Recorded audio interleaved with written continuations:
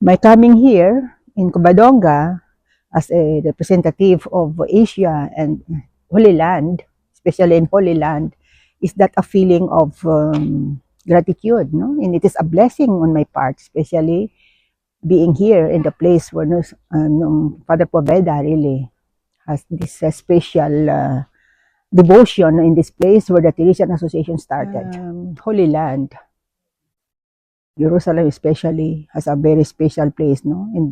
At the beginning. So we are there, the Teresian Association, because the place of the redemption in the Teresian Association, Josefa Segovia has had that when she came for the pilgrimage, no? That we are there, the Teresian Association, being present to pray for the whole Teresian Association in the world.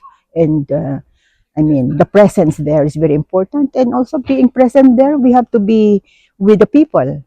And the current situation, it is also very important for the members to be there because it is a source of hope also, not only for the locals, but also for the migrants who are connected to us, and our house is open for that. We live it really in faith, in prayer, and in hope that these things will not prolong. That's the only thing, and we are praying that eventually it will be less than the usual, because we know the situation is always there, like that, the current